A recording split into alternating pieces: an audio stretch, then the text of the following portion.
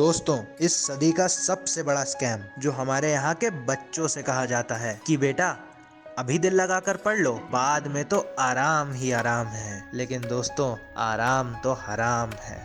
अगर आप मेरी इस बात से सहमत नहीं हैं, तो इस वीडियो को एंड तक देखने के बाद आप भी जरूर मेरी बात से सहमत हो जाएंगे। हमारे इस देश इंडिया में जब तक गुरुकुल और तक्षशिला जैसे टॉप नॉच एजुकेशन सिस्टम चल रहे थे, तब तक हमारा ये देश एजुकेशन की लाइन में बहुत फल फूल रहा था। लेकिन अंग्रेजों के आने के बाद से सब कुछ मानो बदल सा गया हो। अंग्रेजों की हम भारतीयों को पीछे और खुद से नीचे रखने की सोच कामयाब हो गई। दोस्तों, ऐसा मुमकिन तब हुआ जब 1835 में अंग्रेजों ने इंडिया की एजुकेशन सिस्टम को यह कहते हुए चेंज कर दिया कि अब एजुकेशन और ज्यादा मॉडर्न और एडवांस होने वाली है।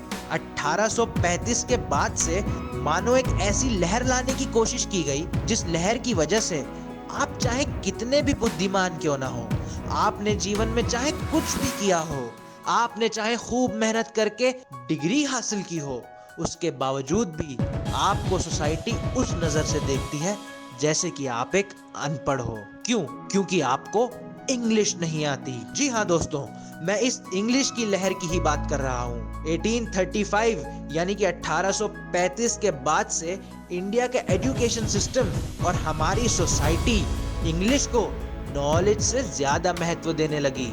और वही एजुकेशन सिस्टम बदलते बदलते इतना बदल गया कि आज इंडिया की एजुकेशन सिस्टम और इंडिया में होने वाले एग्जाम आपकी आईक्यू लेवल, आपकी चीजों को लर्न करने की कैपेसिटी या आपके दिमाग की क्षमता को टेस्ट नहीं करते। आज के सिस्टम सिर्फ स्टूडेंट की रिकॉल पावर यानी कि उसकी रटने की क्षमता के बेस पर उसे ग्रेड्स देते हैं, यानी कि मार्क्स।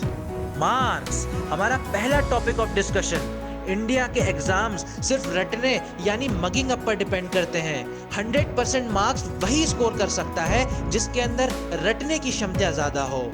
आपने कई इंस्टीट्यूशंस की पैम्फलेट्स, उनकी वेबसाइट्स या फिर उनके कैंपस के अंदर ये कोट लिखा हुआ जरूर देखा होगा कि वी से एवरी चाइल्ड इज यूनिक। ठीक है भाई, ये कहते हैं हर चाइल्ड यूनिक है, लेकिन क्या ये सच में इस फैक्ट को एक्सेप्ट करके हर डिफरेंट यूनिक स्टूडेंट के लिए डिफरेंट और यूनिक तरीका बनाते हैं जो कि उसके इंटरेस्ट पर बेस्ड हो? दोस्तों, जवाब है नहीं। दोस्तों, रियलिटी तो ये है कि ये सिस्टम सिर्फ उन स्टूडेंट्स के लिए सूटेबल है जिनका इंटरेस्ट पढ़ाई में है और वो एकेडमिक्स में एक्सीलेंट है। लेकिन एक एवरेज बच्चे का क्या, जो कि एक एवरेज स्टूडेंट है जिसका बाय बर्थ दिमाग पढ़ाई को उतना सीरियसली नहीं लेता। दोस्तों, ग्रेड्स यानी कि मार्क्स को बहुत ज्यादा ओवर रेट कर दिया गया है।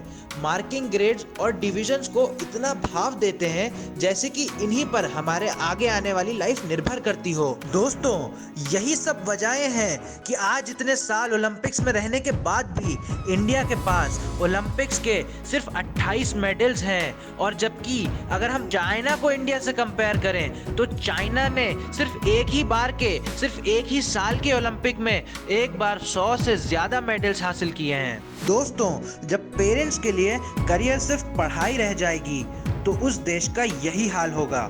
दोस्तों, जब तक पेरेंट्स एक्स्ट्रा करिकुलर एक्टिविटीज जैसे कि sports, football, music, acting, modelling, dancing, अपने बच्चे की डिफरेंट और यूनिक हॉबीज, एबिलिटीज पर ध्यान नहीं देंगे और उसे सिर्फ एकेडमिक्स से ही करियर बनाने को कहेंगे, तो ये साइकिल कभी नहीं टूट पाएगी और ये इररिलेवेंट साइकिल हमेशा सदियों तक ऐसी ही चलती रहेगी। और यही सारी वजह मिलकर अंडर एम्प्लॉयमेंट या फिर अनएम्प्लॉयमेंट क्रिएट करती हैं। दोस्तों, आज अगर हमारा ये देश अनएम्प्लॉयमेंट नाम की इतनी बड़ी बीमारी से लड़ रहा है तो इसकी वजह हमारे पेरेंट्स का माइंडसेट, हमारे प्रॉफिट ड्रिवन इंस्टीट्यूशंस जिनका मकसद सिर्फ पैसा बनाना है, और 1835 में ब्रिटिशर्स के द्वारा चेंज किया गया इंडिया का एजुकेशन सिस्टम, ये तीनों आज के प्रेजेंट, कल के आने वाले फ्यूचर के जिम्मेदार हैं। जब अनएम्प्लॉयमेंट और बढ़ेगा और हमारे देश के नौजवान अपनी डिग्रियां अपने घरों में लेकर बैठे रहेंगे।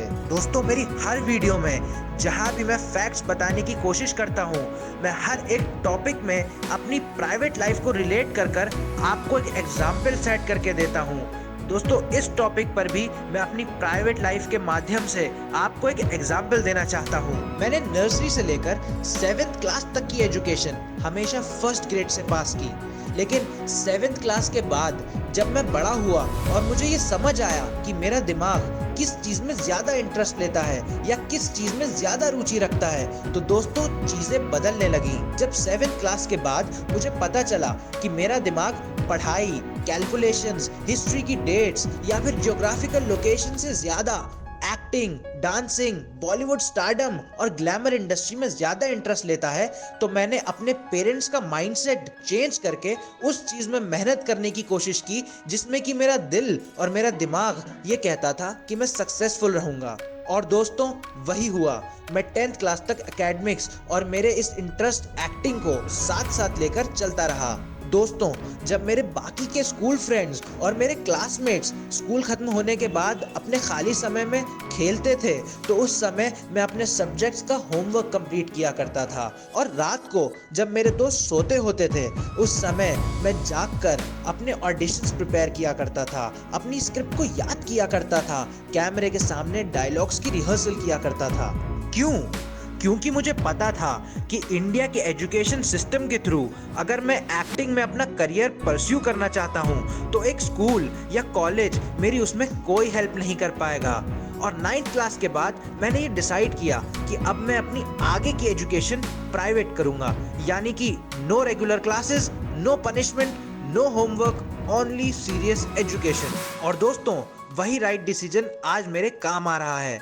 मात्र 16 साल की उम्र में मैंने इंडियन टेलीविजन के इतने प्रोजेक्ट्स कर लिए थे जितने कि नर्सरी से लेकर 9 तक मैंने अपने स्कूल के सब्जेक्ट के फॉर्मेटिव में नहीं कर पाया था। क्योंकि 7th क्लास में मुझे ये समझ आ गया था कि हमारे यहाँ के इंस्टीट्यूशंस हमारे IQ लेवल, हमारी थिंकिंग एबिलिटी, हमारे पैशन, हमारे सब्जेक्ट ऑफ चॉइस या फिर हमारी क्रिएटिविटी या फिर हमारे टैलेंट को बढ़ावा नहीं देते। वो सिर्फ अपना रिकॉर्ड अच्छा करने के लिए हम पर ह्यूमन रोबोट बनने का पीयर प्रेशर डालते हैं।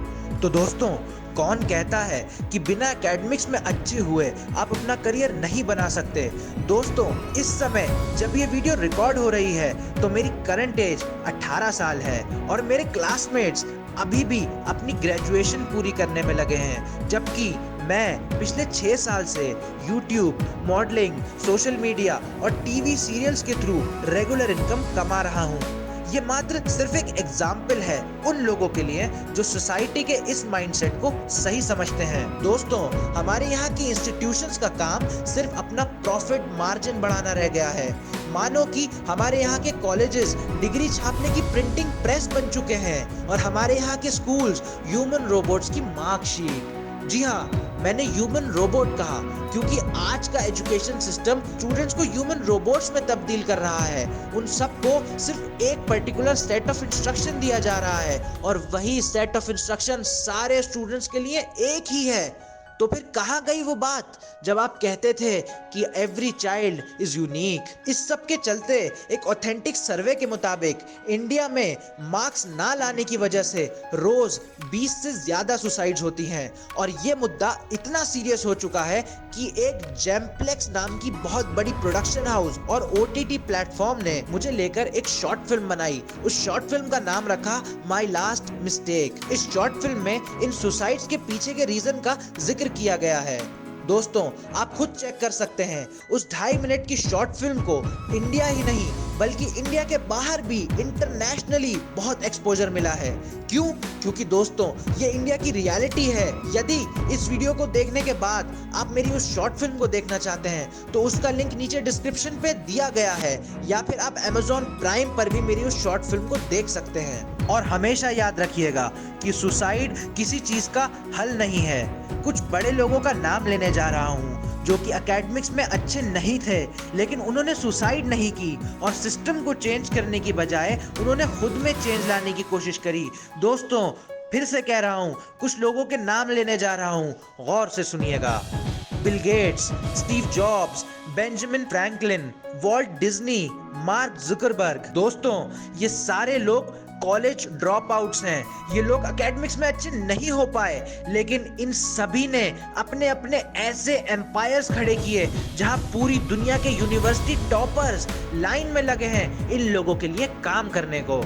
क्योंकि इन सब के जैसे ही किसी एक महान व्यक्ति ने कहा था कि the more you swallow before the exam the more you vomit on the exam day the better. यानी कि जितना एग्जाम से एक दिन पहले आप निकल जाओगे यानी रट लोगे, उतना ही ज्यादा अच्छा आप एग्जाम की शीट पर लिख पाओगे। तो दोस्तों, वीडियो के एंड में सिर्फ एक ही सवाल आता है कि ये सब फैक्ट्स, ये सब इंफॉर्मेशन जानने के बाद ऐसा क्या हो सकता है जिससे कि हमारा ये एजुकेशन सिस्टम बदल जाए और बेटर हो जाए। आप कभी स्कूल में पढ़े हो या आपका भाई बहन बेटी रिश्तेदार, तो आप भी उतने ही कनेक्टेड हैं जितना कि कोई और आपकी भी उतनी ही जिम्मेदारी है सिस्टम को चेंज करने की जितनी किसी और की।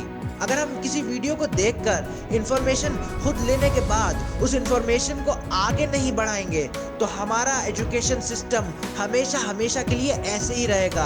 हमारे आने वाले बच्चे, हमारे आने वाली पीढ़ियां ब्रिटिशर्स की उन हथकड़ियों में हमेशा के लिए बंधे रह जाएंगे। दोस्तों, इस वीडियो को इतना शेयर करिए कि जो रिस्पॉन्सिबल लोग हैं, भले ही गवर्नमेंट के लोग हों, भले ही एजुकेशन मिनिस्ट्री के हों या फिर हायर एजुकेशन डिपार्टमेंट के हों, ये वीडियो शेयर होते होते उन तक जरूर पहुंचनी चाहिए। यदि आपको यकीन ना हो तो आप मेरे चैनल की कुछ पुरानी वीडियोस देख सकते हैं जहां पर मेरे चैनल की वीडियोस को मिलियंस में व्यूज मिले हैं और इंडिया के लोगों ने उन वीडियोस को इतना शेयर किया है कि उन वीडियोस में होने वाली गलतियों के खिलाफ सरकार, डिपार्टमेंट, इंस्टीट्यूशंस को एक्शन लेना पड़ा। दोस्तों, ऐसा एक बार नहीं, दो बार नहीं, सिर्फ मेरे साथ नहीं, हजारों बार हजारों लोगों के साथ हो चुका है। दोस्तों, अगर आपको अपने ऊपर यकीन है, आपको अपनी पावर पर यकीन है या फिर आपको अपनी पहुंच के ऊपर यकीन है, तो आप ये अपने दोस्तों, रिश्तेदारों या फिर अपने घर वालों के सर्कल के ऊपर भरोसा रखते हैं, चाहे कितना भी छोटा आपका सर्कल हो, इस वीडियो को उस सर्कल में जरूर शेयर करें और कोशिश करें कि इस वीडियो को एक नॉर्मल वीडियो से ज्यादा शेयर किया जाए। मैंने जो 3 दिनों की रिसर्च की है, जो 1 दिन की रिकॉर्डिंग की है और जो 3 दिन की एडिटिंग की है, और इस सब मेहनत को देखने के बाद, वीडियो पब्लिश होने के बाद आपने इस पे इतने मिनट्स यूटिलाइज किए हैं, तो दोस्तों ये सारी मेहनत जाया नहीं जानी चाहिए। दोस्तों, इस वीडियो को व्हाट्सएप के जरिए शेयर करें, आप इस वीडियो को फेसबुक पोस्ट पर भी शेयर कर सकते हैं, आप इस वीडियो को अपने इंस्टाग्राम पर भी शेयर कर सकते हैं। दोस्तों, हम मिलकर इस वीडियो को पुरानी वीडियोस की तरह वायरल कर सकते हैं और सरकार से, एजुकेशन मिनिस्ट्री से और पैसा लूटने वाली इंस्टीट्यूशन से हम अपना सवाल और अपना हक का जवाब मांग सकते हैं। ये ताकत हमारे और आपके हाथों में है। दोस्तों, ये पावर हमारे और आपके स्मार्टफोन्स में है। तो करिए अपने दिमाग का इस्तेमाल और बनाइए इंडिया के लिए एक बेटर फ्यूचर, जहां हमारे आने वाली जनरेशंस की एजुकेशन सिस्टम इतनी स्ट्रांग हो कि हमारे बच्चों को बाहर ना जाना पड़े, अपने रिश्तेदारों को, अपने घर वालों को, अपने दोस्तों को, अपने पड़ोसियों को छोड़कर, अपने शहर को छोड़कर, अपने मुल्क को छोड़कर किसी दूसरी कंट्री, किसी दूसरी नेशन में ना जाना पड़े। दोस्तों, मुझे इस वीडियो के वायरल होने का इंतजार रहेगा। आप जितने भी लोग ये वीडियो देख रहे हैं, आप सभी को मेरा सलाम, नमस्ते और सत श्री अकाल। मेरा नाम है सैयद अमन मियां शर्मा और आप देख रहे हैं हिंदुस्तानी मीडिया।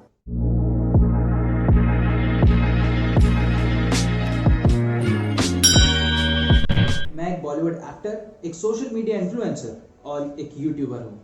अगर आपको वीडियो पसंद आई हो तो लाइक शेयर करना बिल्कुल मत भूलिएगा और साथ में अगर मेरी और वीडियोस भी देखना चाहते हो तो चैनल को जरूर जाकर सब्सक्राइब कर लें और सब्सक्राइब के बराबर में जो बेल आइकन है उसको दबाना बिल्कुल मत भूलिएगा। That helps the channel a lot. उसी के साथ मैं आपसे लेता हूँ अलविदा।